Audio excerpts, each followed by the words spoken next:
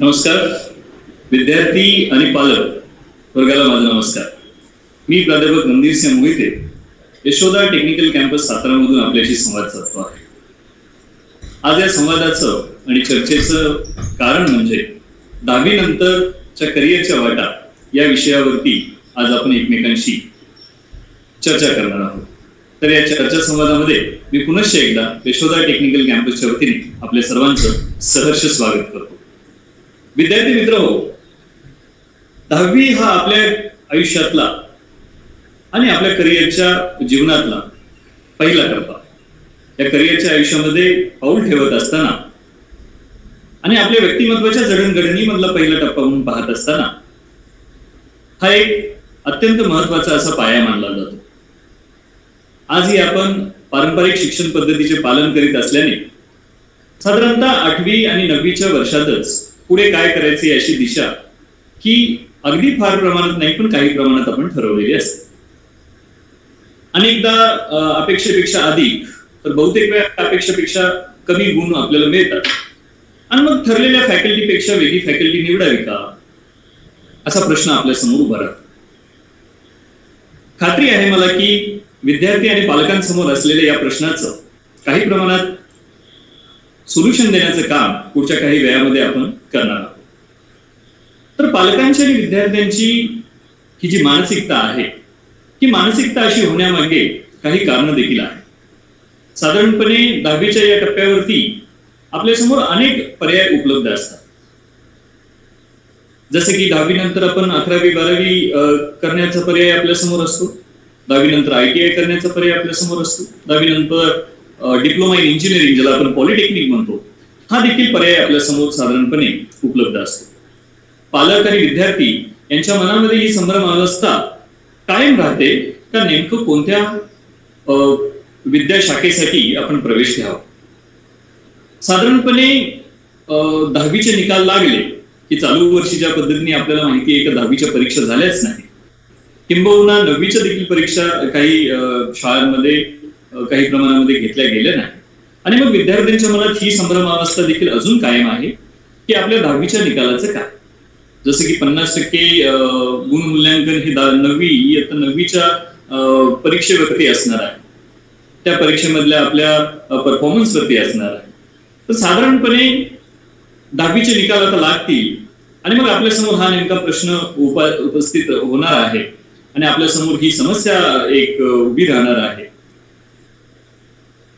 या संभ्रमावस्थेचं सगळ्यात महत्वाचं कारण म्हणजे की या स्पर्धेच्या जगात व्यावसायिक आणि करिअरच्या प्रांगणात आपण पाऊल ठेवत असताना सगळ्यात महत्वाचा घटक राहतो ती म्हणजे विद्यार्थ्यांची आवड. माझं पालक वर्गाला अगदी ह्या सेशनच्या सुरुवातीलाच असं म्हणणं राहील, अशी विनंती राहील की सगळ्यात पहिली गोष्ट आणि महत्वाची गोष्ट जी आपण पाहिली पाहिजे ती म्हणजे आपल्या पाल्याची असणारी आवड. कारण विद्यार्थी वर्गाची आवड जोपासणं हे त्याच्या करिअरमध्ये सगळ्यात महत्वाचा भाग ठरू शकतं. बहुतेकदा पालक आपल्या सोयीनुसार आपल्या इच्छेनुसार रादर आपल्या पाल्याकडून ज्या आपल्या अपेक्षा असतात त्या अपेक्षेच्या प्रमाणे त्याला विद्याशाखेची निवड करून देतात. आणि जसे की विद्यार्थ्यांना या फॅकल्टीमध्ये फारसा इंटरेस्ट नसतो, विद्यार्थ्याचा तो आवडीचा विषय नसतो आणि या सगळ्या गोष्टींमुळे विद्यार्थी चाकोरी बाहेरच्या अभ्यासक्रमांना प्रवेश घेतो आणि भविष्यामध्ये त्या संदर्भामध्ये तो चांगल्या प्रकारे अभ्यास न करता त्याची दिशा थोडीशी भरकटलेली आपल्याला जाणवू शकते. आणि हेच होऊ नये म्हणून आजचं हे आपलं सेशन आहे. आज आपण पाहणार आहोत की माझ्या पाल्याला किंवा मला अशा कोणत्या कोणत्या विद्याशाखांना प्रवेश घेता येईल, अशा कोणत्या विद्याशाखांचा प्रवेश माझ्या समोर पर्याय माझ्या समोर उपलब्ध असणार आहे आणि कोणते ऑप्शन्स मी चॉईस करू शकतो, कोणत्या ऑप्शनचा मी विचार करू शकतो. तर साधारणपणे पुढच्या काही मिनिटांमध्ये आपण या पद्धतीने चर्चा सुरू ठेवणार आहोत. वास्तविक पाहता या सगळ्या निर्णय प्रक्रियेमध्ये अभ्यासक्रम निवडण्याच्या प्रक्रियेमध्ये सगळ्यात महत्वाचा घटक असतो तो म्हणजे विद्यार्थी आणि पालकांच्या संवादाचा. विद्यार्थी आणि पालक यांनी जर संवाद करून चर्चा करून यावरती योग्य तो निर्णय घेतला तर निर्णय चुकण्याचे प्रमाण अत्यंत कमी राहते. शिवाय विद्यार्थ्याला त्याच्या आवडीची विद्याशाखा निवडल्याचा आनंद मिळतो. शिवाय विद्यार्थी त्याला हवं असणारं करिअर आवडीने पुढे तो पार पाडू शकतो. अर्थातच 10वीचं हे वर्ष अत्यंत महत्वाचं असं समजलं जातं, कारण मग करिअरच्या विश्वातलं हे पहिलं पाऊल असतं विद्यार्थ्यांचं. अर्थातच 10वीला असणाऱ्या पाल्याची जो वयाचा टप्पा आहे तो अर्थात 15, 16, 17 वर्षाच्या दरम्यानचे हे विद्यार्थी असतात आणि जागतिक स्पर्धेमध्ये त्यांनी अजून पाऊल ठेवलेलंच नसतं किंवा या व्यावसायिक जगामध्ये अजून त्यांची प्रवेश झालेलाच नसतो. त्यामुळे इथे पालकांची जबाबदारी फार महत्वाची आहे, कारण पालकांना व्यावसायिक जग माहिती असतं. पालकांना ते माहिती करून घ्यावं लागेल जर नसेल तर, आणि मगच आपल्या पाल्याच्या प्रवेशाचा हा निर्णय आपल्याला घेता येईल. विद्यार्थी मित्र हो, सगळ्यात महत्वाची गोष्ट जी मी आताच बोललो ती म्हणजे आपली आवड जोपासणं. कोणताही कोर्स निवडत असताना साधारणपणे आपल्याकडे अजूनही ग्रामीण भागामध्ये आणि काही प्रमाणात शहरी भागांमध्ये हीच परिस्थिती आपल्याला पाहायला मिळते का विद्यार्थी लोकप्रिय कोर्स निवडताना पाहायला मिळतात आपल्याला. म्हणजे असा कोर्स ते निवडत नाहीये जो त्यांना आवडतो, पण जो लोकांना आवडतो तो निवडताना ते पाहायला मिळतात. माझा मित्र अमुक एका कोर्सला ऍडमिशन घेणार आहे, माझा मित्र अमुक एका डिग्री किंवा डिप्लोमा कोर्सला ऍडमिशन घेणार आहे म्हणून मीही त्याच कोर्सला ऍडमिशन घेणार आहे, अशा प्रकारची मानसिकता ही आपल्याला सर्वसाधारणपणे आपल्या समाज व्यवस्थेमध्ये पाहायला मिळते. सर्वसाधारणपणे विचार करता अशा प्रकारचे निर्णय हे चुकीचे ठरू शकतात याची आपल्याला कल्पना असते. बहुतांशी वेळेला पालकांनी देखील अमुक एका शेजाऱ्याचा, अमुक एका पाहुण्यांच्या घरातील विद्यार्थी हा 11वी सायन्सला प्रवेश घेतो म्हणून आपल्याही मुलांनी 11वी सायन्सला प्रवेश घ्यावा अशी अपेक्षा बाळगली जाते. मुख्यत्वे चाकोरीच्या बाहेरचे अभ्यासक्रम हे विद्यार्थ्यांना थोडे घातक ठरू शकतात किंवा विद्यार्थ्यांच्या करिअरच्या दृष्टीने हे नुकसानीचे ठरू शकतात, याची जाणीव आपण ठेवली पाहिजे. वास्तविक पाहता विद्यार्थ्याच्या पसंतीचा कोर्स निवडणं आणि विद्यार्थ्याला ज्या क्षेत्रामध्ये करिअर करायचं आहे तो कोर्स निवडणं ही सगळ्यात प्रामुख्याने आपली जबाबदारी आहे पालकांची, असं म्हटलं तरी वावगे ठरणार नाही. सर्वसाधारणपणे या माहिती तंत्रज्ञानाच्या जगामध्ये माहितीची उपलब्धता ही प्रचंड प्रमाणामध्ये आहे. मला खात्री आहे की आज बहुतांशी 10वीच्या विद्यार्थी सुद्धा मोबाईल आणि व्हॉट्सअप आणि फेसबुक आणि सोशल नेटवर्किंगच्या माध्यमातून त्यांच्यापर्यंत ही माहिती पोहोचते आहे. कोर्सेसच्या बाबतीत देखील माहिती पोहोचते आहे, वेगवेगळ्या करिअर ऑप्शन्सच्या बाबतीमध्ये माहिती पोहोचते. पण अचूक माहितीची उपलब्धता ही साधारणपणे एखाद्या महाविद्यालयातील प्राध्यापकांकडे किंवा वेबसाईटच्या आधारावरती आपण मिळवू शकतो. सर्वसाधारणपणे या प्रकारची माहिती ही एखाद्या कॉलेजमध्ये आपल्याला व्हिजिट दिल्यानंतर, भेट दिल्यानंतर प्राध्यापकांच्याकडून करून घ्या. आणि मी म्हणेल की एखाद्या महाविद्यालयामध्ये माहिती न घेता आपण उपलब्ध असणाऱ्या प्रत्येक पर्यायाची चाचपणी करावी आणि त्या उपलब्ध असणाऱ्या कोर्सेसची, त्या डिप्लोमा कोर्सेसची किंवा डिग्री कोर्सेसची माहिती घेऊन आपल्याला पुढच्या करिअरची दिशा ठरवता येते. म्हणून माहितीची उपलब्धता या ठिकाणी महत्वाचा भाग बजावते किंवा रोल प्ले करते असं आपल्याला म्हणता येईल. सर्वसाधारणपणे आपण पुढच्या काही मिनिटांमध्ये याच पद्धतीने 10वी झाल्यानंतर आपल्याकडे काय प्रकारचे कोर्सेस उपलब्ध आहेत.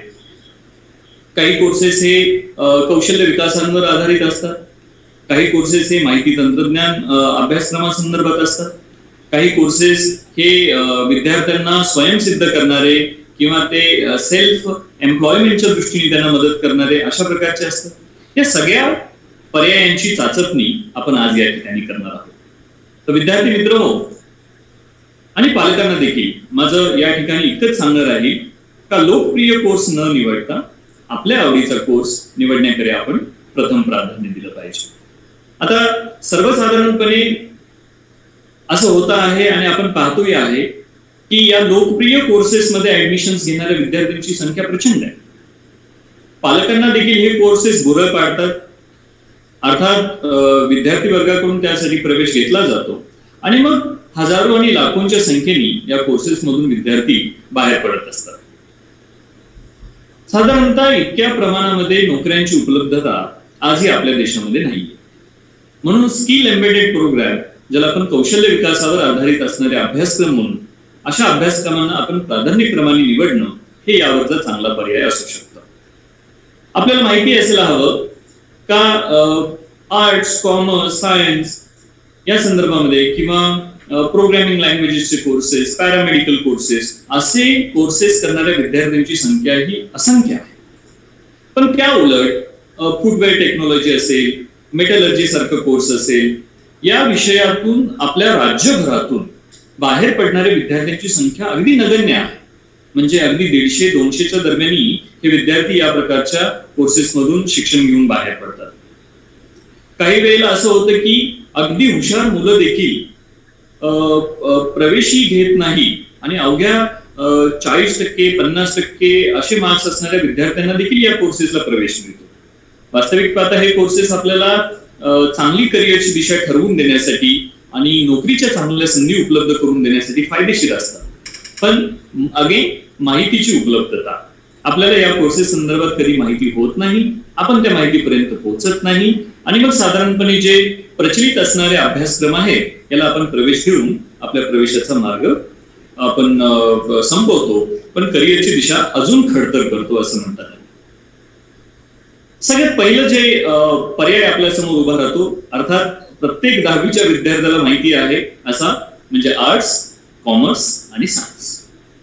मला खात्री आहे की आपल्यापैकी बहुतांश विद्यार्थी यांच्या डोक्यामध्ये किंवा या विद्यार्थ्यांच्या मनामध्ये असणाऱ्या शाखांमध्ये या शाखांचा समावेश आहे. कारण आपल्यापर्यंत सगळ्यात पहिल्यांदी माहिती ही पोहोचते. हे पारंपरिक शिक्षण आपल्या जवळपास पोहोचलेलं आहे. आपल्या गावामध्ये किंवा शेजारच्या गावामध्ये किंवा शहरामध्ये या प्रकारचे कोर्सेस पुरवणाऱ्या शाळांची, महाविद्यालयांची आणि कनिष्ठ महाविद्यालयांची संख्या ही असंख्य आहे. म्हणून आपल्यापर्यंत सगळ्यात पहिली माहिती पोहोचते ती आर्ट्स, कॉमर्स, सायन्स. शिवाय हे पारंपरिक कोर्सेस आहेत, म्हणजे आपल्या घरी आपल्या ताईंनी, आपल्या वडिलांनी, आईनी देखील याच कोर्सेस मधून आपलं शिक्षण पूर्ण केलेलं आहे. म्हणून मग आपली पहिली पसंती असते आर्ट्स, कॉमर्स, सायन्स. सर्वसाधारणपणे या शाखा निवडताना सुद्धा आर्ट्स घ्यावं की कॉमर्स, कॉमर्स घ्यावं की सायन्स असा देखील प्रश्न आपल्या समोर स्वाभाविकपणे उभा राहतो. आता बहुतांशी विद्यार्थी जे गुणानुक्रमे अत्यंत चांगले मार्क्स मिळवतात ते साधारणतः सायन्सला प्रेफर करतात. असे विद्यार्थी जे bank, chartered accountant, company secretary अशा कोर्सेसमध्ये रुची ठेवतात ते कॉमर्स निवडतात. आणि असे विद्यार्थी ज्यांचा आत्मविश्वास थोडा कमी असतो किंवा अगदी गुणपत्रिकेतले मार्क्स कमी असतात, असे विद्यार्थी सर्वसाधारणपणे आपल्या क्षमतेचा विचार करून पालक देखील आर्ट्स या बाजूचा विषय निवडतात किंवा आर्ट्स ही विद्याशाखा म्हणून निवडतात. आपल्याला माहिती की आर्ट्स म्हणजे कला शाखा, आणि ज्यावेळेला आपण कला शाखेविषयी बोलतो तर कला शाखेचा हा विस्तार जो आहे तो साधारणपणे व्हिज्युअल आर्ट्स, लॉ म्हणजे कायदा, लँग्वेजेस वेगवेगळ्या भाषा, त्यामध्ये मराठी असेल, हिंदी असेल, इंग्रजी या भाषेचा देखील समावेश होतो आणि मॅनेजमेंट या क्षेत्रामध्ये ह्या कला शाखेचा विस्तार आहे. आता सर्वसाधारणपणे पाहायला गेलं तर गेल्या काही वर्षांमध्ये कला शाखा ही प्रामुख्याने आपल्याला थोडं असं वाटायला लागतं की ही एक शाखा जी आहे ती अडगळीत पडली की काय. म्हणजे आपल्याला ती कला शाखा ही फारशी तेजीत आहे असं जाणवत नाही. या शाखेत जाणाऱ्या विद्यार्थ्यांकरिता मात्र आधी आपण असं करायचो की म्हणजे वास्तविक पाहता आर्ट शाखेला प्रवेश घेणारे हे विद्यार्थी आपल्या आवडीचं क्षेत्र निवडण्यासाठीच प्रवेश घेतात असं मी म्हणेन. आणि मग त्याने आधीच ठरवलेलं असतं की मला पुढे जाऊन काय रुची ठेवायची आहे, म्हणजे गायनामध्ये, संगीतामध्ये किंवा मी म्हणेल की साहित्यामध्ये किंवा विषयांमध्ये किंवा मॅनेजमेंटमध्ये रुची असणारे हे विद्यार्थी पूर्वीच ठरवून मग त्या संदर्भामध्ये कला शाखेमध्ये प्रवेश करतात. आपण बऱ्याचदा बहुतांशी वेळेला पाहतो का विद्यार्थ्यांच्या वार्षिक स्नेह संमेलनामध्ये देखील गायन, वादन, त्यानंतर स्टेजवरती एकांकिका, नाट्य स्पर्धा, वक्तृत्व स्पर्धा अशा सगळ्या स्पर्धांमध्ये साधारणपणे कला शाखेचे विद्यार्थी विशेष प्रावीण्य मिळवणारे असे आपल्याला वाटतात. अर्थात कला शाखेला प्रवेश घेत असताना आपल्याला हे माहिती असणं गरजेचं आहे का मी कला शाखेमध्ये प्रवेश घेत असताना पुढे जाऊन मला करिअरला काय दिशा देता येईल. आणि त्यामध्ये प्रामुख्याने जसं आपण बोललो की त्यामध्ये संगीत असेल, गायन असेल, वादन, अभिनय असेल किंवा साहित्य या संदर्भामध्ये आपल्याला पुढे जाऊन करिअर निवडता येते. म्हणजे विद्यार्थ्यांना करिअरच्या उत्तम संधी उपलब्ध आहेत असंही म्हणता येईल. आणि या संधी आपल्याला ग्रामीण भागामध्ये, मग पुढे जाऊन देश पातळीवरती आणि मग आंतरराष्ट्रीय पातळीवरती देखील संधी उपलब्ध करून देण्यासाठी निश्चितपणे मार्गदर्शनीय किंवा प्रयत्नशील आपल्याला फायदेशीर ठरतील असं म्हणता येईल. या सर्व अभ्यासक्रमांना जे आपण आता आपल्या स्क्रीनवरती वाचतो, या सगळ्या अभ्यासक्रमांना भारतामध्ये देखील प्रचंड मागणी आहे असं म्हणता येईल. म्हणजे अगदी यामधलं आपण पकडून चालू की 11वी-12वी हे आर्ट्स मध्ये केल्यानंतर जर मला विधी अभ्यासक्रमाला प्रवेश घ्यायचा असेल, म्हणजे लॉचा मला अभ्यास करायचा असेल, तर विद्यार्थ्यांना त्यानंतर अनेक करिअरच्या संधी उपलब्ध आहेत. म्हणजे मी 12वी नंतर LLB करू शकतो. LLB केल्यानंतर मला पुन्हा मास्टर्स इन LLB करता येतं, म्हणजे लॉ मध्ये मला मास्टर्स करता येतं. त्यानंतर सरकारी नोकऱ्यांमध्ये देखील मला संधी उपलब्ध होते. शिवाय तुम्हाला माहिती असेल की जे आपल्याकडे कनिष्ठ, ज्याला आपण न्यायाधीश म्हणतो, कनिष्ठ न्यायाधीश असेल, फर्स्ट क्लास मध्ये किंवा ज्युडिशियल मॅजिस्ट्रेटचे जे पोस्ट असतात, या संदर्भामध्ये आपल्याला नोकरीच्या संधी ह्या लॉ नंतर उपलब्ध होतात. याशिवाय 12वी कला शाखा करणारे विद्यार्थी D.Ed असेल, B.Ed असेल, BPEd असेल, असे पर्याय देखील त्यांच्या समोर उपलब्ध असतात. शिवाय जसं तुम्ही तुमच्या स्क्रीनवरती पाहताय की master in arts, master of philosophy किंवा डॉक्टरेट ऑफ फिलॉसॉफी या प्रकारच्या देखील संदर्भामध्ये डिग्री प्राप्त करून हे विद्यार्थी प्राध्यापक किंवा शिक्षक अशा प्रकारची नोकरी हे करून आपलं कौशल्य आजमावू शकतात. याशिवाय आर्ट स्कूलच्या माध्यमातून करिअर करत असताना आपल्याला आपल्या कलागुणांना वाव देण्याची देखील संधी मिळते. असे बरेच विद्यार्थी आपल्याकडे असतात जे गायनामध्ये, संगीतामध्ये ज्यांनी विशेष प्रावीण्य प्राप्त केलेलं असतं, पण या हस्तकौशल्याला आपण वाव देऊ शकत नाही. तर ही एक संधी आपल्याला कला शाखेच्या माध्यमातून उपलब्ध होते. त्यानंतर अर्थातच जो या 11वी-12वीच्या टप्प्यामधला आपला दुसरा पर्याय आहे तो आहे कॉमर्स, म्हणजे वाणिज्य. आता वाणिज्य अभ्यासक्रम मुख्यतः account, economics, finance, banking, taxes अशा प्रकारांमध्ये त्याची व्याप्ती आपल्याला पाहायला मिळते. वाणिज्य ही बहुपर्यायी शाखा आहे.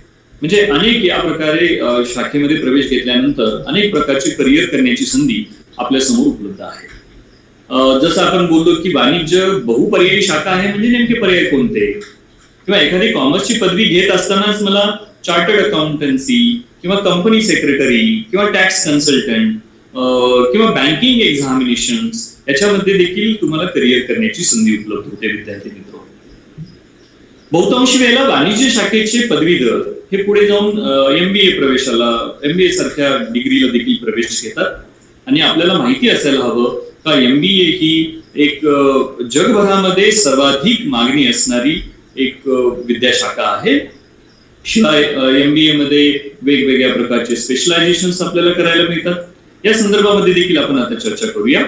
तर कॉमर्स शाखेचे जे विद्यार्थी असतात ते सर्वसाधारणपणे, म्हणजे सगळ्यात प्रभावशाली जी शाखा मी म्हणेल किंवा प्रभावशाली जो प्रोग्राम आहे तो आहे चार्टर्ड अकाउंटंट.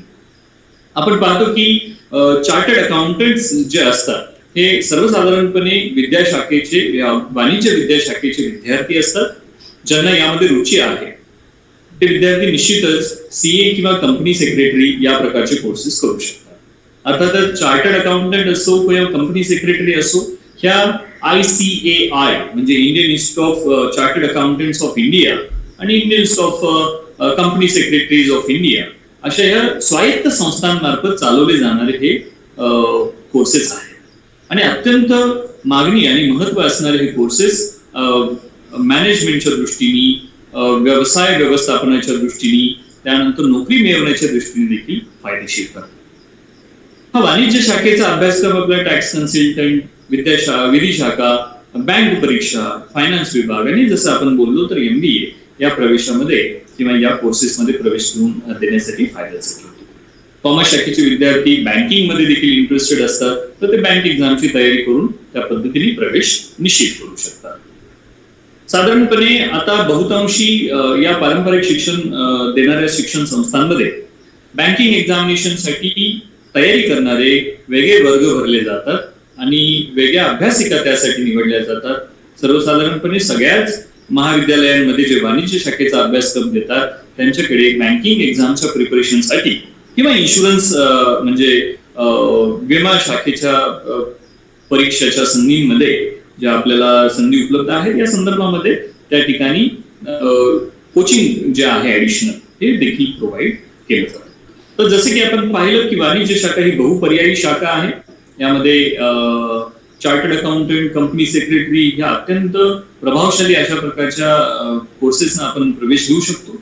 याशिवाय विधी शाखेचा पर्याय इथे देखील उपलब्ध आहे आणि बँक परीक्षांची तयारी करून आपण आपलं करिअर हे लवकरात लवकर चांगल्या पद्धतीने मार्गावरती आणू शकतो. याशिवाय मी म्हणेल की ज्यावेळेला आर्ट्स आणि कॉमर्स या शाखांचा आपण अभ्यास करतो तर या तुमच्या स्क्रीन शिवाय जे पर्याय उपलब्ध असतात त्यामध्ये BBA म्हणजे 12वी नंतर तुम्हाला बॅचलर ऑफ बिझनेस ऍडमिनिस्ट्रेशन प्रवेश घेता येईल. त्यानंतर तुम्हाला BCA या बॅचलर ऑफ कम्प्युटर ऍप्लिकेशन या शाखांना देखील प्रवेश घेते. अर्थातच आपली जी ही चर्चा सुरू आहे ही 11वी आणि 12वी विद्याशाखांसंदर्भात आहे आणि मग यानंतर ग्रॅज्युएशन या संदर्भामध्ये काय आपल्याला करता येईल ग्रॅज्युएशन केल्यानंतर किंवा करीत असताना या संदर्भात आपण आता चर्चा केली. म्हणजे 11वी 12वी कॉमर्स केल्यानंतर ग्रॅज्युएशन ज्यावेळेला आपण ऍडमिशन घेऊ त्या ग्रॅज्युएशनच्या ऍडमिशनच्या वेळेला सर्वसाधारणपणे आपण यापैकी कोणत्याही एका कोर्सेसचं ध्येय समोर ठेवून आपण आपला अभ्यास करू शकतो. म्हणजे ग्रॅज्युएशन करत असताना CA CS होणं सुद्धा सहज पद्धतीने शक्य आहे. बँक परीक्षा देणं सहज शक्य आहे. MBAच्या दृष्टीने तयारी करणं, MBA प्रवेशाच्या दृष्टीने तयारी करणं हे देखील त्या ठिकाणी सहजपणे आपल्याला शक्य होऊ शकतं. यानंतर तिसरी विद्याशाखा जी आहे 11वी 12वी सायन्स. आता सर्वसाधारणपणे विज्ञान या शाखेमध्ये 2 प्रवाह आपल्याला पाहायला मिळतात. त्यामध्ये PCB म्हणजे फिजिक्स, केमिस्ट्री आणि बायोलॉजी आणि PCM म्हणजे फिजिक्स, केमिस्ट्री आणि मॅथ्स अशा प्रकारचे 2 प्रवाह आपल्याला पाहायला मिळतात. सर्वसाधारणपणे सायन्स शाखेची निवड आजही पारंपरिक विचारधारेला अनुसरून मेडिकल कोर्सेससाठी केली जाते किंवा इंजिनिअरिंग. म्हणजे सायन्स शाखेला प्रवेश घेणारा विद्यार्थी या तर इंजिनिअरिंगला प्रवेश घेतो किंवा मेडिकल कोर्सेसला प्रवेश घेतो असा आजपर्यंत आपला समज आहे आणि तोच खरा होताना आपल्याला पाहायला मिळतो. यात काही विद्यार्थी असे असतात जे MBBS सारखा महत्वाचा कोर्स जो आहे डॉक्टर होण्याकरिताचा यासाठी सुद्धा त्यांचे भविष्यामध्ये ते या दृष्टीने विचार करत असतात. म्हणजे इंजिनिअरिंग असो, IT असो, ऍग्रिकल्चर, डॉक्टर, फार्मसी, याशिवाय DMLT असो, MLT असो किंवा एक्सरे टेक्निशियन अशा प्रकारचे देखील आपल्याकडे करिअरच्या संधी उपलब्ध आहेत. काही विद्यार्थी हे 11वी 12वी सायन्स केल्यानंतर मग BSc ऍग्रीचा देखील पर्याय निवडताना आपल्याला आपण पाहतो. 12वी सायन्स नंतर विद्यार्थी हे विधी शाखेचा देखील त्यांच्या समोर पर्याय उपलब्ध असतो. शिवाय ते संगणक क्षेत्राकडे सुद्धा वळू शकतात, इन्फॉर्मेशन टेक्नॉलॉजी मध्ये चांगलं काम करू शकतात आणि संगणक पदवी देखील संपादन करून ते देश पातळीवर किंवा अगदी देशाबाहेर सुद्धा नोकरीच्या संधी उपलब्ध करू शकतात. म्हणजे सायन्स हा फक्त काही इंजिनिअरिंग आणि मेडिकल यासाठी मर्यादित राहिलेला असा विद्याशाखा आहे असं आपण म्हणू नाही शकत आहे. सायन्स झाल्यानंतर आपल्याकडे खूप सारे करिअरचे मार्ग आपल्या समोर उपलब्ध राहत आहेत आणि हे करिअरचे मार्ग कोणते असतात त्या संदर्भात आपण आता माहिती घेणार आहे. जर 11वी 12वी सायन्स मध्ये आपण PCMB असे ग्रुप घेऊन पास होतोय तर आपल्याला प्रवेश घेण्यासाठी B pharmacy, BTech agriculture, BSc biotechnology असे पर्याय उपलब्ध राहतात. तेच जर मी सायन्स करत असताना फिजिक्स, केमिस्ट्री आणि मॅथ्स अशा पर्यायांची निवड करतोय तर मला पुढे जाऊन NDA मध्ये, आर्मी, नेव्ही, एअरफोर्स मध्ये सहभागी होता येईल. आता ही एक विद्यार्थ्यांच्या दृष्टीने फार प्रभावी करणारी अशी ब्रँच आहे किंवा हा एक कोर्स आहे आपण म्हणूया किंवा ही एक शाखा आहे ज्याच्याकडे विद्यार्थी फार प्रभावीपणे पाहतात म्हणजे नॅशनल डिफेन्स अकॅडमी. यातून आपल्याला देश सेवेसाठी ज्या विद्यार्थ्यांना कार्यरत राहायचं आहे ते विद्यार्थी साधारणपणे याचा अवलंब करू शकतात. शिवाय बॅचलर ऑफ आर्किटेक्चर असेल, bachelor of planning and design, bachelor of engineering, bachelor of technology हे कोर्सेस आपल्याला 11वी 12वी सायन्स नंतर PCM मधून करता येतात.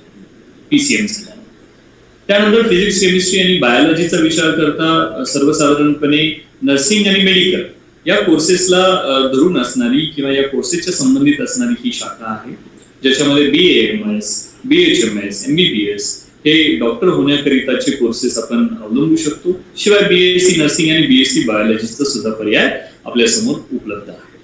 तर विद्यार्थी मित्र, ही चर्चा आपण केली 11वी आणि 12वी आर्ट्स, कॉमर्स, सायन्सच्या संदर्भामध्ये, आणि पर्यायाने हे आर्ट्स, कॉमर्स किंवा सायन्स केल्यानंतर ग्रॅज्युएशन आणि पोस्ट ग्रॅज्युएशन नंतर काय संधी आपल्या समोर उपलब्ध राहतील. यानंतर जी दुसरी विद्याशाखा आहे ज्याच्या संदर्भामध्ये आपण चर्चा करणार आहोत ती आहे ITI. म्हणजे विद्यार्थी जे 10वी पास होतात ते ITI ला देखील प्रवेश करतात. सर्वसाधारणपणे ग्रामीण आणि शहरी भागामध्ये देखील प्रचलित असणारी ही एक विद्याशाखा आहे असं म्हणता येईल. व्यवसाय शिक्षण आणि प्रशिक्षण संचालनालय महाराष्ट्र राज्य यांच्या मार्फत या कोर्सेसला प्रवेश दिला जातो. आणि सर्वसाधारणपणे महत्वाचा उद्देश जो ITI चे कोर्सेस देण्यामध्ये आहे तो आहे का औद्योगिक क्षेत्राला लागणारं मनुष्यबळ, म्हणजे ज्यांच्याकडे स्किल बेस्ड और स्किल एम्बेडेड प्रोग्राम्स आपण ज्याला म्हणू, हे स्किल एम्बेडेड प्रोग्राम प्रोव्हाइड करण्याचे काम हे ITI मार्फत केलं जातं. म्हणजे विद्यार्थ्यांच्या कौशल्यांवर आधारित अशा प्रकारचे कोर्सेस हे ITI कडून दिले जातात. आता सर्वसाधारणपणे ITI मध्ये दिल्या जाणाऱ्या कोर्सेसची लिस्ट इतकी मोठी आहे की आपल्याला त्यावरती चर्चा करण्यासाठी आणि प्रत्येक कोर्स समजून घेण्यासाठी दिवसभराचा कालावधी देखील पुरेसा ठरणार नाही. तर ITI ही एक विद्याशाखा आहे. काही प्रमाणामध्ये ज्या विद्यार्थ्यांचा करिअर पर्स्पेक्टिव्ह किंवा भविष्याकडे बघण्याचा दृष्टिकोन, पालकांचा दृष्टिकोन हा फार उज्ज्वल नसतो किंवा फार माहितीच्या आधारावरती घेतलेला नसतो, किंवा भविष्यातील शिक्षणाच्या दृष्टीने आर्थिक नियोजन ज्या पालकांचं फारसं चांगलं झालेलं नसतं, असे पालक सर्वसाधारणपणे ITI या विद्याशाखेचा निवड करतात. आणि विद्यार्थ्यांना या कोर्सेस नंतर सर्वसाधारणपणे औद्योगिक क्षेत्रामध्ये लगेच नोकरीच्या संधी उपलब्ध आहेत.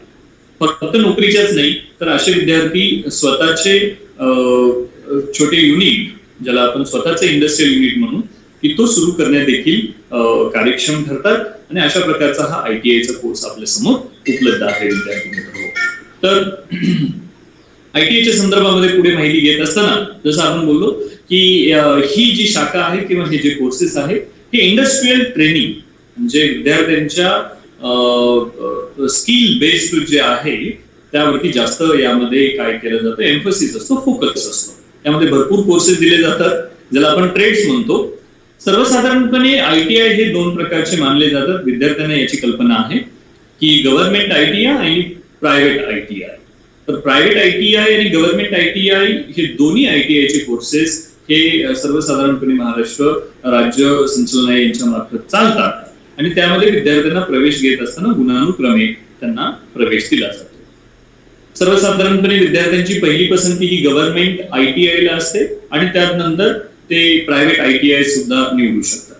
आता यामध्ये जे पॉप्युलर असणारे किंवा लोकप्रिय असणारे किंवा अधिकाधिक विद्यार्थी निवडणारे कोणते कोर्सेस आहेत, तर आपल्या समोर आहे ITI in mechanic tractor, ITI in mechanic diesel, ITI in maintenance, ITI in mechanic repair and maintenance of heavy vehicles, ITI in building maintenance, ITI in automobile sector. यानंतर ITI च्या संदर्भामध्ये अजून खूप सारे ट्रेड्स आपल्या समोर मिळतील आणि या संदर्भातली इत्थंभूत माहिती ही आपल्याला ITI च्या वेबसाईट वरती देखील उपलब्ध आहे. म्हणजे आपल्या जिल्ह्यामध्ये, आपल्या तालुक्यामध्ये, कोणत्या शहरामध्ये कोणत्या प्रकारचा ITI चं ट्रेड उपलब्ध आहे या प्रकारची माहिती सुद्धा आपण वेबसाईट वरून घेऊ शकतो. यानंतर प्रामुख्याने ज्याचा उल्लेख आपण करू आपल्या चर्चेमध्ये ते आहेत फॅशन डिझायनिंगचे कोर्सेस. आता काही विद्यार्थी किंवा मी म्हणेल की विद्यार्थिनींच्या बाबतीमध्ये फॅशन डिझायनिंगच्या कोर्सेसच्या बाबतीत प्रचंड लोकप्रियता आढळते. काही विद्यार्थिनींना पहिल्यापासूनच फॅशन डिझायनिंगचे कोर्सेस करण्याची आवड निर्माण झालेली असते. अर्थातच हे फॅशन डिझायनिंगचे कोर्सेस आपल्याला आपल्या मुलींना डिझायनर्स ज्यांना बनायचं आहे त्यांच्यासाठी खूप फायदेशीर राहतात. सौंदर्यशास्त्र आणि कपड्यांच्या नैसर्गिक सौंदर्यामध्ये उपकरणे लागू करण्याची जी कला आहे, ज्याच्यामध्ये आपण ब्रेसलेट्स असतील, नेकलेस असतील, याच्या डिझाईन करण्याचं काम देखील हे फॅशन डिझायनिंगच्या कोर्सेसमध्ये केलं जातं. म्हणजे फॅशन डिझायनिंग म्हणजे फक्त फॅशन डिझायनिंग आहे का, तर नाही, हे एक तंत्रज्ञान आहे ज्यामध्ये सौंदर्यशास्त्र आणि कपड्यांचे नैसर्गिक सौंदर्य अजून खुलवण्यासाठी काही उपकरणं त्यामध्ये लागू करण्याची आणि ते प्रेझेंट करण्याची ही कला आहे. अनेक व्यावसायिक आणि करिअरच्या संधी देखील फॅशन डिझायनिंगच्या कोर्सेस सोबत उपलब्ध आहेत. ज्यामध्ये फॅशन डिझायनिंगचे कोर्सेस नेमके कोणते आहेत, तर आपल्याला वाटतं की फॅशन डिझायनिंग हा एकाच प्रकारचा कोर्स असेल, तर असं नाही. डिप्लोमा इन फॅशन डिझायनिंग आहे, डिप्लोमा इन ज्वेलरी डिझाईन आहे, म्हणजे दागिन्यांचं डिझाईन करण्याचा डिप्लोमा आपल्याकडे उपलब्ध आहे, diploma in fashion photography, diploma in textile design. ही फार प्रचलित असणारी किंवा अशी विद्याशाखा नाही, पण नंबर ऑफ ऍडमिशन जे आहे, प्रवेश घेणाऱ्या विद्यार्थ्यांची संख्या ही मर्यादित असल्या कारणाने यामध्ये देखील करिअरच्या खूप चांगल्या संधी आपल्या समोर. शिवाय फुटवेअर डिझाईन असेल, लेदर डिझाईन, टेक्सटाईल डिझाईन असेल, ऍक्सेसरीज डिझाईन आणि इव्हेंट कोऑर्डिनेटर. आता बहुतांशी वेळेला आपण पाहतो की आजूबाजूला आपल्या घडणारे कार्यक्रम आहेत, हे कार्यक्रम एका विशिष्ट एजन्सी मार्फत, विशिष्ट कोऑर्डिनेट करणाऱ्या कंपनी मार्फत केले जातात. जसं डेकोरेटर्स असो, कोऑर्डिनेटर्स असो, अशा लोकांना किंवा संस्थांना हे अशा प्रकारचे कॉन्ट्रॅक्ट दिले जातात आणि खूप चांगलं करिअर करण्याची यामध्ये देखील संधी उपलब्ध आहे असं आपल्याला म्हणतात. तर आपण पाहिलं की 10वी नंतर आपण फॅशन डिझायनिंगच्या डिप्लोमाला कशा प्रकारे ऍडमिशन घेऊ शकतो. याशिवाय विद्यार्थी मित्र, आपल्या समोर अजून एक पर्याय उपलब्ध राहतो, तो म्हणजे प्रोग्रामिंग लँग्वेज कोर्सेस. अर्थातच काही विद्याशाखा, जसं मी म्हणेल बॅचलर ऑफ कम्प्युटर ऍप्लिकेशन किंवा बॅचलर ऑफ कम्प्युटर सायन्स किंवा बीएससी कम्प्युटर किंवा बीबीए असो, या प्रकारच्या विद्याशाखांमध्ये प्रोग्रामिंग लँग्वेजेसचा समावेश असतो. अर्थात बीबीए मध्ये फार कमी, पण बीसीए, बीसीएस, बीएससी मध्ये, बीएससी कम्प्युटर मध्ये मोठ्या प्रमाणामध्ये त्याचा इत्थंभूत आपल्याला लँग्वेजेस शिकायला मिळतात. पण डिग्री कोर्सेसला ऍडमिशन न घेता, जसं मी तुम्हाला सांगितलं की 12वी नंतर बीसीए, बीबीए आणि बीएससी या प्रकारच्या प्रोग्राम्सला ऍडमिशन न घेता थेट जर आपल्याला प्रोग्रामिंग लँग्वेजेसचे कोर्सेस करायचे असतील तर तीही संधी उपलब्ध आहे. मला खात्री आहे की अलीकडे विद्यार्थी वर्गामध्ये मोबाईल, कम्प्युटर्स, लॅपटॉप्स याच्या वापरामध्ये फार वाढ झालेली आहे. आपण पाहतो आपल्या मित्रांचे वाढदिवस, आपल्या पालकांचे, आपल्या कुटुंबातील सदस्यांचे वाढदिवस साजरे करत असताना सुद्धा आपण अगदी मोबाईलच्या सहाय्याने वेगवेगळे ग्राफिक्स डिझाईन करतो आणि त्यातून एक क्रिएटिव्ह आपल्याला थिंकिंग करायला संधी मिळते. आणि या प्रकारचे कोर्सेस देखील उपलब्ध आहेत, ज्यामध्ये तुम्ही ग्राफिक्स डिझायनिंग मध्ये प्रोफेशनल कोर्सेस करू शकता. जसं तुमच्या स्क्रीनवरती ग्राफिक्स, लँग्वेजेस आणि सर्टिफिकेट कोर्सेस अशा 3 विभागामध्ये माहिती उपलब्ध करून देण्यात आलेली आहे. ग्राफिक्स मध्ये आपण ग्राफिक डिझायनिंगचा कोर्स करू शकतो.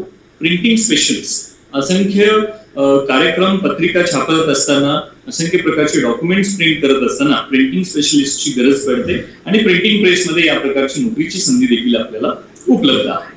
क्रिएटिव्ह डायरेक्टर म्हणून किंवा मोबाईल ऍप्लिकेशन डेव्हलपर या फिर cyber security and ethical hacking. Ethical hacking संदर्भामध्ये देखील कोर्सेस हे अगदी 10वी नंतरच्या कालावधीमध्ये देखील आपल्याला करता येतात. प्रोग्रामिंग लँग्वेजेस मध्ये सी, C++, जावा, पायथॉन, HTML, SQL आणि आता हे जे पर्याय आपल्या समोर उपलब्ध आहे हे आपण थेट 10वी नंतर त्याची निवड करू शकतो किंवा ग्रॅज्युएशन मध्ये देखील हे आपल्याला शिकायला मिळतात. पण काही कोर्सेस, आता असे विद्यार्थी काही आहेत ज्यांना शिक्षणाच्या दृष्टीने आर्थिक नियोजन न केल्यामुळे त्यांना लगेच करिअर निवडायचं आहे, तर अशा विद्यार्थ्यांसाठी ग्राफिक डिझाईन, प्रिंटिंग स्पेशलिस्ट असे कोर्सेस त्यांना नोकरीची संधी उपलब्ध करून द्यायला नक्कीच मदत करतील. सर्टिफिकेट कोर्सेस, हे या प्रकारचे कोर्सेस करण्यासाठी कोणत्याही डिग्रीची आवश्यकता नसते, ते आपण करू शकतो. जसं मायक्रोसॉफ्ट ऑफिस मध्ये सर्टिफिकेशन असेल, certificate course in web designing असेल, है ना. जसं आपण एखाद्या महाविद्यालयाची वेबसाईट पाहत असताना किंवा एखादं प्रोडक्ट खरेदी करत असताना वेबसाईटला व्हिजिट देतो आणि ज्या प्रकारचं वेबसाईट इंटरफेस आपल्याला त्या ठिकाणी पाहायला मिळतो तो डिझाईन करण्याचे देखील कोर्सेस आपल्यासाठी उपलब्ध आहेत. किंवा सर्टिफिकेट कोर्स इन ASP.NET असेल किंवा कम्प्युटर असेंब्ली आणि मेंटेनन्सचा कोर्स असेल, तर अशा अनेक संधी आपल्या समोर उपलब्ध आहेत जे सर्टिफिकेट कोर्सेसच्या बाबतीमध्ये आपण करू शकतो. आता PC असेंब्ली आणि मेंटेनन्सचा कोर्स केल्यानंतर विद्यार्थी वर्ग स्वतःचे PC मेंटेनन्सचे काम सुरू करू शकतात, ते स्वतःचं दुकान त्या प्रकारे मांडू शकतात आणि यातून देखील करिअरची संधी त्यांच्या समोर उपलब्ध होते आणि सेल्फ एम्प्लॉयमेंटचा एक हा मार्ग आहे असं म्हणता येईल. याशिवाय विद्यार्थी मित्राला जी मला माहिती द्यायची आहे ती आहे पॅरामेडिकल कोर्सेसच्या संदर्भामध्ये.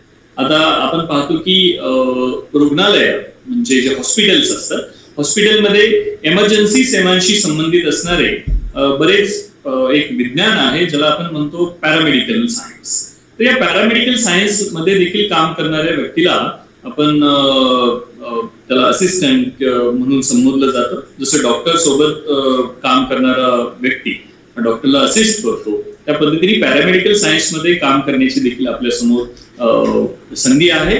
आणि त्या दृष्टीने फ्रॅक्चर मॅनेजमेंट असो किंवा मूल्यमापनाचे व्यवस्थापन असो किंवा सामान्य अपघातांचे मूल्यांकन असो, तर या प्रकारच्या कुशल पॅरामेडिकल कोर्सेसला देखील आपण प्रवेश घेऊ शकतो आणि आपलं कौशल्य आपण त्यामध्ये देखील आत्मसात करू शकतो.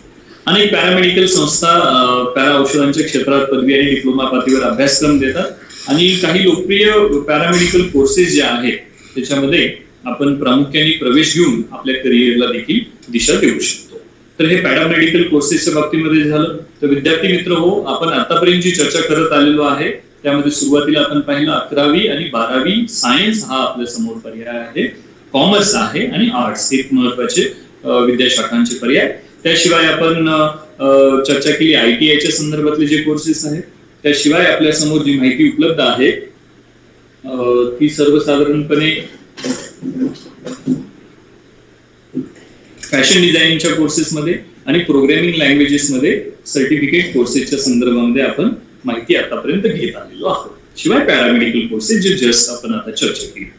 यानंतर प्रामुख्याने सर्वाधिक मागणी असणारे, सर्वाधिक लोकप्रिय असणारे मी म्हणेन किंवा सर्वाधिक विद्यार्थ्यांच्याकडून एक करिअरचा ऑप्शन म्हणून पाहिले जाणारे जे कोर्सेस आहेत ते कोर्सेस आहेत डिप्लोमा इन इंजिनिअरिंग, ज्याला आपण पॉलिटेक्निक असं म्हणतो. आता ही विद्याशाखा सर्वत्र प्रचलित आहे, आपल्या सर्वांना या संदर्भामध्ये माहिती आहे आणि खूप चांगल्या व्यवसायाच्या संधी देणारी विद्याशाखा म्हणून तिच्याकडे पाहिलं जातं. म्हणजे अगदी प्रत्येक महाविद्यालयामध्ये प्लेसमेंटचा जो रेशो असतो तो अगदी पॉलिटेक्निकच्या विद्यार्थ्यांच्या मध्ये कमालीचा चांगला असतो. तर ही एक लोकप्रिय अशी विद्याशाखा आहे म्हणता येईल आपल्याला. विद्यार्थ्यांना या संदर्भामध्ये माहिती आहे, सखोल माहिती आपण आज देण्याचा प्रयत्न करणार आहे की डिप्लोमा इन इंजिनिअरिंगला ऍडमिशन कसं घेता येईल. तर प्रत्येक विद्यार्थी जो 10वी पास होतो तो विद्यार्थी या ठिकाणी जो विद्यार्थी 10वी पास होतो तो विद्यार्थी या प्रकारे डिप्लोमा इन इंजिनिअरिंगला किंवा पॉलिटेक्निकला ऍडमिशन घेऊ शकतो. अर्थातच हे ऍडमिशन त्याच्या 10वीच्या गुणानुक्रमांवरती निर्धारित असतं, आधारित असतं आणि त्या अनुषंगाने त्याला त्याच्या मार्क्सच्या हिशोबाने चांगल्या प्रकारचं इन्स्टिट्यूट, चांगल्या प्रकारचं कोर्स अशा प्रकारे त्याला उपलब्धता मिळून जाते. आता डिप्लोमा इन इंजिनिअरिंगच्या बाबतीमध्ये जर आपण विचार करायला गेलो तर आपण आता 10वीचा टप्पा पूर्ण केलेला आहे आणि 10वीचा हा टप्पा पूर्ण केल्यानंतर आपल्याला डिप्लोमाला ऍडमिशन घेत असताना साधारणतः 3 वर्षांचा हा कोर्स असतो. म्हणजे पॉलिटेक्निकला ऍडमिशन घेत असताना मला 3 वर्षांसाठी, पुढील 3 वर्षांसाठी पॉलिटेक्निकचा अभ्यास करायचा आहे, जेणेकरून त्या 3 वर्षानंतर या तर मला नोकरीचा पर्याय उपलब्ध असतो किंवा पुढे जाऊन डिग्री इन इंजिनिअरिंग करण्याचा पर्याय देखील उपलब्ध असतो. आता विद्यार्थी वर्गाला हे माहिती असायला हवं की असे विद्यार्थी जे 11वी 12वी सायन्स करतात ते पुन्हा इंजिनिअरिंगला प्रवेश घेत असताना पहिल्या वर्गामध्ये प्रवेश घेतात, म्हणजे डिग्रीच्या पहिल्या वर्षामध्ये प्रवेश घेतात. आणि असे विद्यार्थी जे 10वी नंतर पॉलिटेक्निकचा पर्याय निवडतात ते डिग्रीच्या डायरेक्ट सेकंड इयरला प्रवेश घेऊ शकतात. इथे जे तुमच्या स्क्रीनवरती पाहता तुम्ही DSE असं लिहिलं, याचा अर्थ डायरेक्ट सेकंड इयरला तुम्हाला प्रवेश मिळतो. जे विद्यार्थी पॉलिटेक्निकचा काय केलेलं असतं, ज्यांनी पूर्ण केलेलं असतं कोर्स.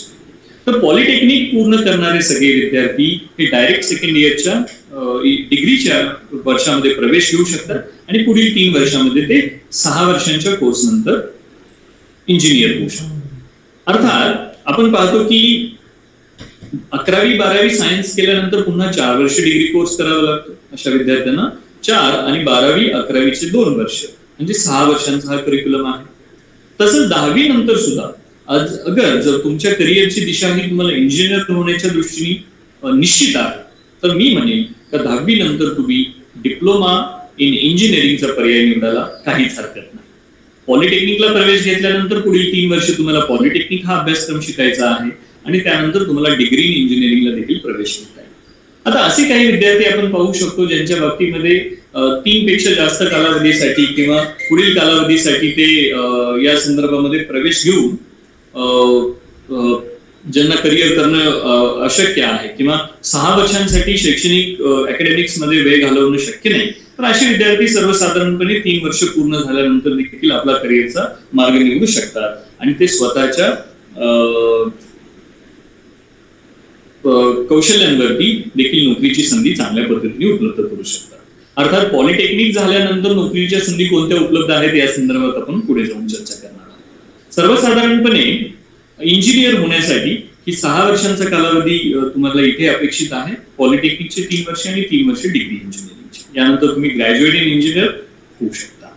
यानंतर आपण पाहणार आहोत की असे कोणते डिप्लोमा इन इंजिनिअरिंग कोर्सेस उपलब्ध आहेत. आता तुम्हाला माहिती असेल विद्यार्थी मित्रांनो की हे डिप्लोमाचे कोर्सेस जे रन केले जातात, जे चालवले जातात शैक्षणिक संस्थांमार्फत, हे महाराष्ट्र तंत्रशिक्षण महामंडळामध्ये चालवले जातात. म्हणजे MSBT, ज्याला आपण Maharashtra state board of technical education, हे तंत्र शिक्षण विभाग जो महाराष्ट्र शासनाचा आहे, या तंत्र शिक्षण विभागामार्फत हे डिप्लोमा इन इंजिनिअरिंग कोर्सेस चालवले जातात, ज्याला आपण पॉलिटेक्निक म्हणतो. बहुतांशी कोर्सेस म्हणजे यामध्ये खूप सारे कोर्सेस असे आहेत ज्याला तुम्ही प्रवेश घेऊ शकता, अर्थात आपल्याकडे उपलब्ध असणाऱ्या माहितीच्या आधारावरती.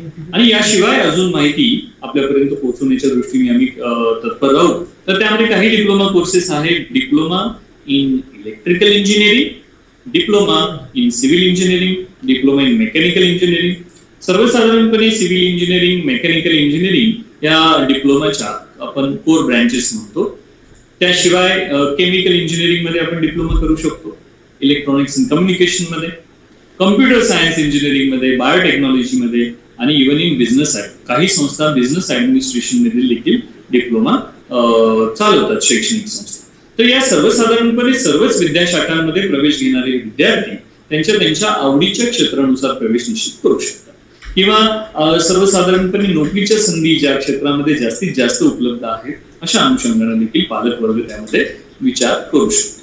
तर या पॉलिटेक्निक किंवा डिप्लोमा या डिप्लोमाला पास झाल्यानंतर म्हणजे अगदी असे विद्यार्थी असू शकतात ज्यांना डिग्रीला ऍडमिशन घ्यायचं नाहीये, म्हणजे आता डिप्लोमा नंतर पुढे शैक्षणिक त्यांना फारसं पुढे जायचं नाहीये किंवा काही वर्षासाठीच त्यांना गॅप घ्यायचा आहे आणि डिप्लोमा नंतर जर नोकरी करायची असेल तर नोकरीच्या कोणत्या संधी उपलब्ध आहेत.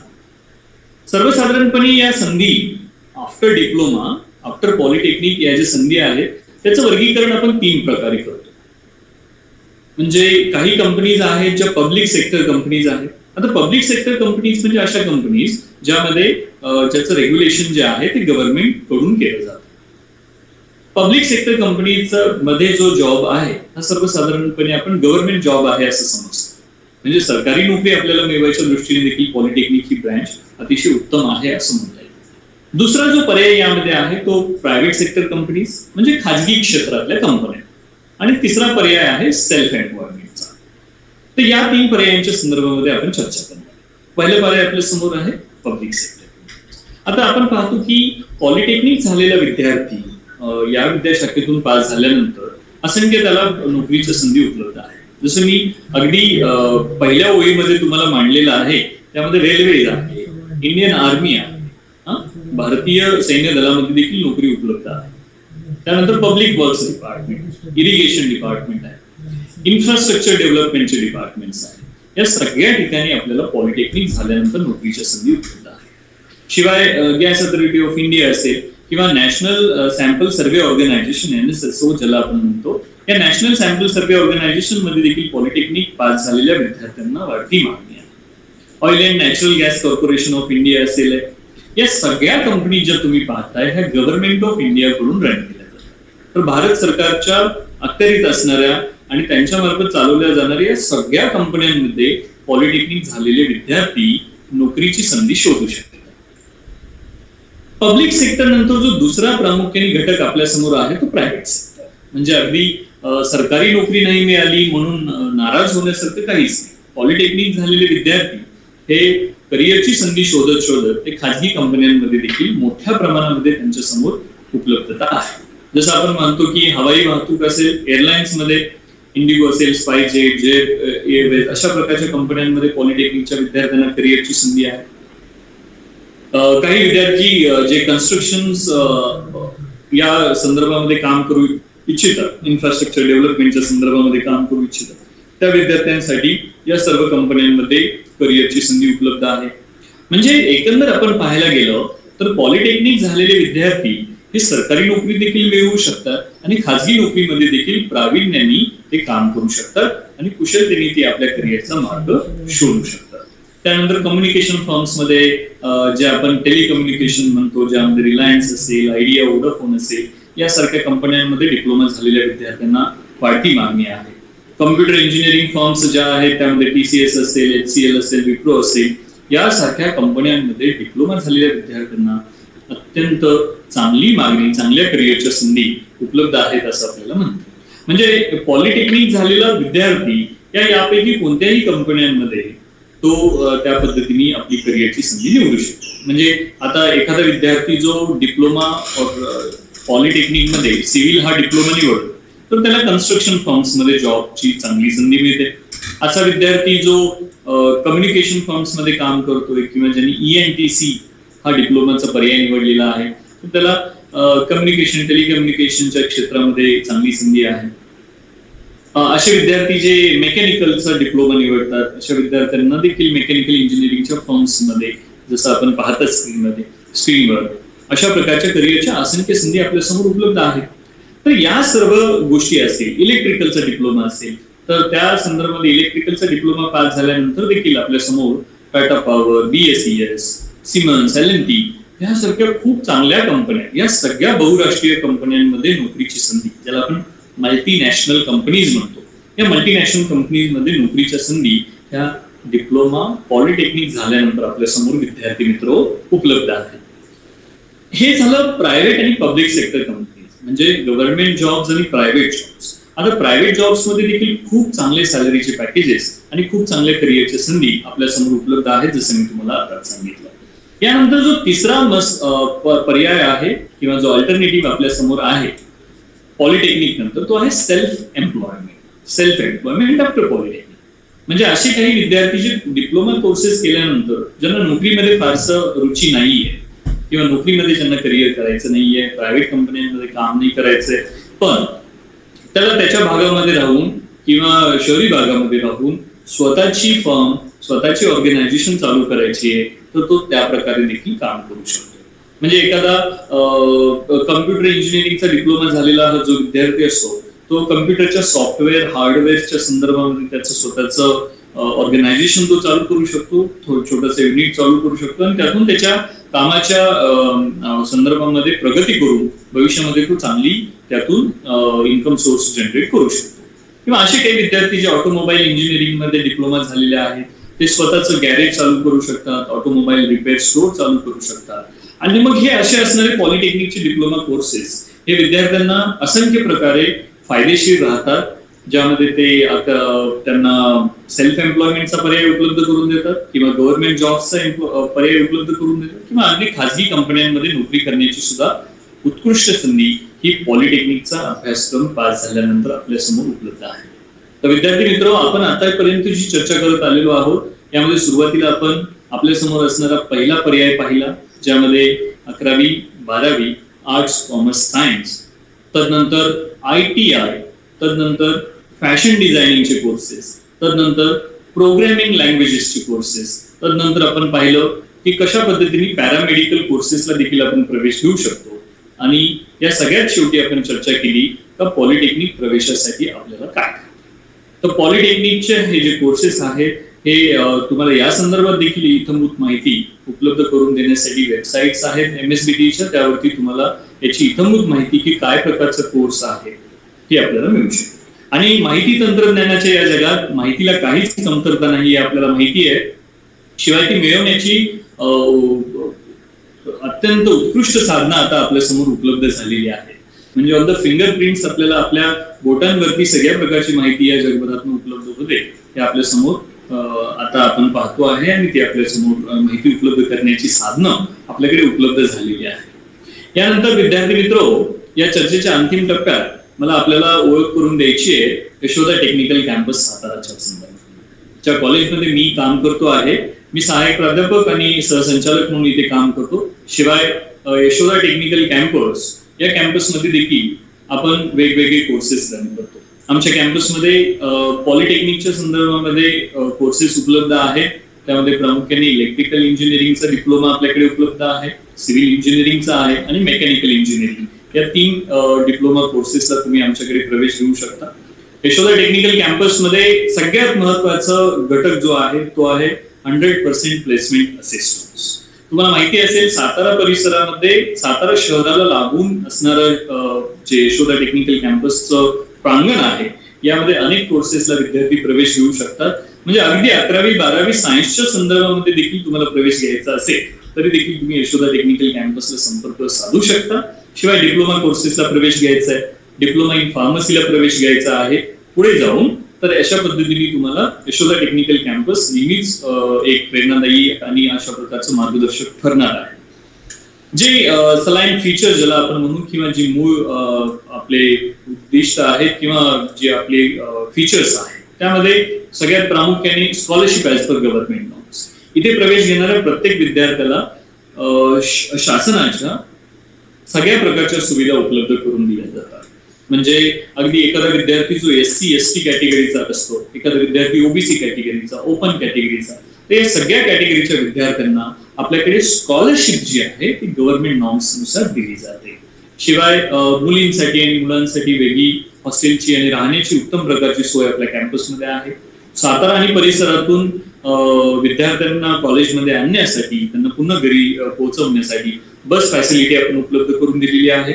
आपल्याकडे असणारा शिक्षक वर्ग कोणत्याही संस्थेमध्ये प्रवेश घेत असताना विद्यार्थी आणि पालकांना माझं हे सांगणं राहील तर सगळ्यात महत्वाचा भाग जो आपण पाहायला हवा तो आहे वेल आणि क्वालिफाईड एक्सपिरियन्स फॅकल्टीज, की ती त्या शिक्षण संस्थेमध्ये काय प्रकारचे शिक्षक वर्ग काम करतात. आमच्या कॉलेजमध्ये वेल क्वालिफाईड अँड एक्सपिरियन्स फॅकल्टीज आहेत जे more than 15 years, more than 20 years ज्यांचा शिक्षण क्षेत्रातला अनुभव आहे असे देखील लोक आपल्याकडे फॅकल्टीज म्हणून काम करतात आमच्या कॅम्पसमध्ये. सगळ्या ज्या लॅबोरेटरीज आपल्याकडे आहेत ज्या या सगळ्या डिप्लोमा कोर्सेसमध्ये विद्यार्थ्यांना कौशल्य देण्याच्या दृष्टीने फार महत्वाची भूमिका बजावतात ती असते आपली प्रयोगशाळा. आणि या प्रयोगशाळांचं अनन्यसाधारण महत्व विद्यार्थ्यांच्या आयुष्यामध्ये आहे. मी म्हणेल की जितका वर्ग आपण वर्गामध्ये घालवतो त्याच्यापेक्षा अधिक वेळ हा आपण आपल्या प्रयोगशाळेमध्ये घालवला पाहिजे, कारण तिथेच आपल्याला खऱ्या पद्धतीने किंवा खऱ्या अर्थाने हा अनुभव मिळत असतो. आणि म्हणून या वेल इक्विप्ड लॅबोरेटरीचं असणं किंवा प्रयोगशाळांचं असणं हे फार महत्वाचं. मी म्हणेल की कोणत्याही महाविद्यालयामध्ये प्रवेश घेत असताना आपण ज्या वेळेला वेल इक्विप्ड लॅबोरेटरीज पाहतो, वेल क्वालिफाईड स्टाफ पाहतो, त्याला आपल्याला याची खात्री करावी लागेल की काय प्रकारच्या प्रयोगशाळा या महाविद्यालयामध्ये कार्यान्वित आहे. शिवाय यशोदा टेक्निकल कॅम्पस हे कम्प्लिटली वायफाय कॅम्पस आहे. महाविद्यालयाच्या प्रांगणामध्ये कुठेही बसून विद्यार्थी अभ्यास करू शकतो. अगदी बागेमध्ये बसून देखील विद्यार्थी त्याच्या लॅपटॉपच्या आधारावरती असाइनमेंट सोडवणे, प्रोग्राम्स रन करणे, डिझाईन्स बनवणे या प्रकारची कामं करून ते कॅम्पसमध्ये किंवा वर्गामध्ये बांधून न राहता पूर्ण कॅम्पसमध्ये कुठेही बसून आपल्या अभ्यासाची पूर्णता करू शकतात. शिवाय आपल्याकडे लायब्ररी आहे, डिजिटल लायब्ररी, ज्यामध्ये तुम्ही ऑनलाईन पद्धतीने अनेक असणारे जे रिसर्च आर्टिकल्स आहेत, रिसर्च पेपर्स आहेत याच्या संदर्भामधलं वाचन करू शकता. स्पोर्ट्स आणि जिम फॅसिलिटी, अर्थातच विद्यार्थ्याच्या सर्वांगीण विकासामध्ये सर्वात महत्वाचा घटक असतो तो म्हणजे विद्यार्थ्याची शरीरयष्टी, आणि ती बनवण्यासाठी जिम असणं आवश्यक. कॅम्पसमध्ये मुलांसाठी मुलींसाठी या वेगवेगळ्या जिमची सुविधा आपल्याकडे आहे. स्पोर्ट्स जिमखाना डिपार्टमेंट जो आपलं कार्यान्वित आहे, ज्यामध्ये विद्यार्थ्यांना MSBT कडून घेतल्या जाणाऱ्या स्पर्धांमध्ये, त्यानंतर विद्यापीठ स्तरावरती घेतल्या जाणाऱ्या खेळाच्या स्पर्धांमध्ये सहभाग घेता येतो, प्रावीण्यांनी त्यामध्ये काम करता येईल. याशिवाय मी म्हटलं की प्लेसमेंट असिस्टन्स कॅम्पस इंटरव्ह्यूचे मोठ्या प्रमाणामध्ये आयोजन या ठिकाणी आम्ही करतो. दरवर्षी विद्यार्थ्यांना प्रवेशित घेतलेला प्रत्येक विद्यार्थी हा इथून नोकरीच्या स्वरूपामध्ये समाधानी होऊन बाहेर जावा अशी या कॅम्पसचे संस्थापक अध्यक्ष सगरे सर यांची इच्छा आहे. तर कॅम्पस इंटरव्ह्यूचं मोठ्या प्रमाणामध्ये आयोजन करणं आणि विद्यार्थ्यांना जास्तीत जास्त नोकरीच्या संधी उपलब्ध करून देण्यासाठी आपल्या कॅम्पसमध्ये वेगळा ट्रेनिंग अँड प्लेसमेंट सेल कार्यान्वित आहे. वर्षभर विद्यार्थ्यांना वेगवेगळ्या प्रकारचे ट्रेनिंग देणं, बहुराष्ट्रीय कंपन्यांच्या प्रोफेशनल ट्रेनर्स कडून या विद्यार्थ्यांच्या सर्वांगीण विकासासाठी ट्रेनिंग देणं आणि त्या विद्यार्थ्यांना प्लेसमेंटसाठी तयार करणं ही जबाबदारी ट्रेनिंग अँड प्लेसमेंट सेलकडे आहे. आणि 100% प्रोडक्टिव्हिटीने हा सेल आज आपल्याकडे कार्यान्वित केला गेला आहे. शिवाय विद्यार्थ्यांच्या आयुष्यामध्ये, शैक्षणिक आयुष्यामध्ये फार महत्वाची भूमिका बजावते ती असते इंडस्ट्रियल 2 किंवा इंडस्ट्रियल व्हिजिट.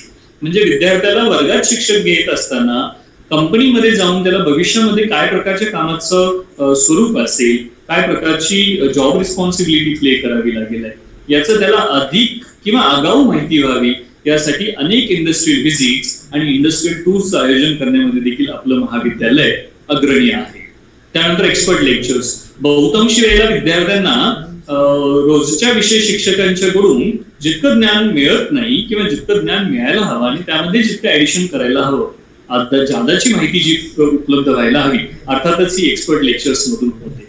आपण बहुराष्ट्रीय कंपन्यांमधील अनेक उच्च पदांवरती कार्य करत असणाऱ्या व्यक्तींना या ठिकाणी एक्सपर्ट लेक्चर्स देण्यासाठी बोलावतो. व्हर्च्युअल प्रोग्राम्स मधून बऱ्याचदा हे म्हणजे ऑनलाईन पद्धतीने प्रोग्राम्स दिले जातात या पॅन्डेमिक सिच्युएशन मध्ये. पण एक्सपर्ट लेक्चर्स मधून तुम्हाला ते ज्ञान मिळतं जे विषय शिक्षकांच्या विषया पलीकडचं असतं आणि जे अधिक प्रॅक्टिकल असतं. शिवाय विद्यार्थ्यांच्या आरोग्याच्या दृष्टीने आपण या ठिकाणी वॉटरची फॅसिलिटी होते, आरू वॉटर आहे. विद्यार्थ्यांना अगदी घरातून पाणी आणण्याची आवश्यकता नाही, पिण्याच्या पाण्याची अगदी योग्य काळजी या ठिकाणी आपण घेतली गेलेली आहे. सातारा शहराला लागून असणारे हे सगळ्यात स्वच्छ आणि हिरवगार असं कॅम्पस. मी म्हणेल की आपल्या प्रवेशाचा कोणताही मार्ग असेल पण एक वेळेला तुम्हाला यशोदा टेक्निकल कॅम्पसला व्हिजिट ही द्यावीच लागेल. आपल्या पालकांना घेऊन इथे तुम्ही या, एकदा कॅम्पस पहा, इथल्या फॅकल्टी वर्गाशी, शिक्षकांशी संवाद साधा आणि मग अर्थातच तुम्ही तुमच्या करिअरच्या संदर्भामध्ये निर्णय घेऊ शकता. कोणत्या विद्याशाखेला प्रवेश घ्यायचा या संदर्भातला निर्णय घेऊ शकता. अर्थातच मी जसं तुम्हाला सुरुवातीला सांगितलं की तुमचा पर्याय 11वी-12वी असेल किंवा तुमचा पर्याय पॉलिटेक्निक असेल किंवा अगदी मी म्हणेल की तुमचा पर्याय जरी पॅरामेडिकल कोर्सेसच्या संदर्भातले फॅशन डिझायनिंगच्या कोर्सेसमध्ये असेल तरी सुद्धा या संदर्भातली इतंभूत माहिती घेण्यासाठी म्हणून तुम्ही निश्चितच एकदा यशोदा टेक्निकल कॅम्पसला भेट दिली पाहिजे. यानंतर आपल्याकडे जी रीडिंग रूम फॅसिलिटी आहे ही 24 तास ओपन असते. म्हणजे कोणत्याही विद्यार्थ्याला अगदी 24 तास बसून अभ्यास करण्यासाठी आणि आठवड्यातले 7ही दिवस अभ्यास करण्यासाठी रीडिंग रूम फॅसिलिटी दिली जाते. यामध्ये कोणत्याही प्रकारच्या विद्यार्थ्यांना जादाचं आकारणी केली जात नाही फीस मध्ये आणि ह्या सगळ्या सुविधांसाठी कोणत्याही प्रकारची वेगळी आकारणी नाही. त्या सगळ्या इनबिल्ट सुविधा आहेत ज्यासाठी विद्यार्थ्यांना कोणत्याही प्रकारे फी पे करावी लागत नाही. त्यानंतर जे कम्प्युटर सेंटर आपल्याकडे आहे अत्यंत सुविधा आणि सज्ज अशा प्रकारचं आहे, ज्यामध्ये आपण कम्प्युटर सेंटरमध्ये बसून अनेक विविध माहिती, जगभरातली माहिती आपण त्या ठिकाणी संकलित करू शकतो. त्याच्या आधारावरती आपले अभ्यासक्रम पूर्ण करू शकतो आणि आपल्या ज्या नोकरीच्या संधी असेल, पर्सनॅलिटी डेव्हलपमेंट असेल, व्यक्तिमत्व विकासाच्या संदर्भामध्ये देखील अभ्यास करण्यासाठी. शिवाय आपल्याकडे लँग्वेज लॅबोरेटरी आहे जी तुमच्या इंग्रजीच्या कम्युनिकेशन स्किल जे आहे, इंग्लिश कम्युनिकेशन याच्यावरती विशेष प्रयत्न करेल. या संदर्भामध्ये विशेष त्यामध्ये भूमिका बजावेल अशा प्रकारचं कम्प्युटर सेंटर आणि लँग्वेज लॅब आपल्याकडे उपलब्ध आहे. विद्यार्थ्यांना निवांत क्षणी जेवणाची आणि उत्तम नाश्त्याची सोय करण्यासाठी फूड कोर्ट आहे. शिवाय विद्यार्थ्यांना कॅम्पसच्याच प्रिमायसेस मध्ये त्यांना आवश्यक असणारं स्टेशनरी साहित्य असेल, त्यांना आवश्यक असणारे मॅन्युअल्स असतील, आवश्यक असणारे असाइनमेंट शीट्स असतील, या सगळ्या प्रकारची उपलब्धता करण्यासाठी कोऑपरेटिव्ह स्टोअर सज्ज आहे. तर ही इतंभूत माहिती यशोदा टेक्निकल कॅम्पसच्या बाबतीमध्ये मी तुम्हाला दिली. मी असं म्हणेल की तुमच्या करिअरचा कोणताही पर्याय निवडण्याआधी तुम्हाला एकदा यशोदा टेक्निकल कॅम्पसमध्ये व्हिजिट द्यावी लागेल आणि एकदा यशोदा टेक्निकल कॅम्पसमध्ये व्हिजिट दिल्यानंतर इथल्या फॅकल्टीशी चर्चा केल्यानंतर आपल्या उज्ज्वल भवितव्याची दिशा आपण सर्वांनी ठरवावी अशी आशा आहे. आणि आपल्या भविष्यासाठी मी खूप खूप या ठिकाणी शुभेच्छा देतो आणि मला खात्री आहे की या प्रकारची माहिती आणि या पुढची माहिती किंवा आज आपण चर्चा केलेल्या विषया संदर्भातली अधिकची माहिती देण्यासाठी म्हणून आमचे प्राध्यापक वर्ग नेहमी सज्ज आहेत. तुम्ही तुमच्या स्क्रीनवर दिसणारे जे मोबाईल नंबर्स आहेत हे नोंद करून ठेवू शकता आणि आमच्या प्राध्यापक वर्गांना तुम्ही कॉन्टॅक्ट करून या संदर्भातली अधिकची माहिती जाणून घ्या. मला हेच सांगायचं आहे आपल्या सर्वांना की या माहिती तंत्रज्ञानाच्या जगामध्ये अचूक माहिती उपलब्ध करणं तितकंच कठीण आहे आणि ही अचूक बिनचूक माहिती उपलब्ध करण्यासाठी मी म्हणेल की Patil sir, Dange sir, Khandekar sir आपल्याला इतंभूत सहकार्य करतील आणि त्यानुसार आपल्या भवितव्याची दिशा ठरवण्यासाठी आपण, आपले पालक आणि आम्ही शिक्षक एकत्रितरित्या काम करू अशी आशा मी या ठिकाणी बाळगतो. आज या सेशनला उपस्थित असणारा प्रत्येक पालक आणि प्रत्येक विद्यार्थी हा त्यांच्या आयुष्यामध्ये नवीन ओळखीने नावारूपाला येईल आणि भविष्यामध्ये करिअरच्या उच्च शिखरावरती पोहोचलेले विद्यार्थी आम्हाला पाहायला मिळतील आणि ते आपल्या गावाला, जिल्ह्याला, राज्याला आणि किंबहुना देशाला अभिमानास्पद अशी कार्यपद्धती अवलंबतील आणि अशा प्रकारचं काम करून दाखवतील अशी आशा बाळगतो. आपल्या सर्वांना मी या निमित्ताने शुभेच्छा देतो.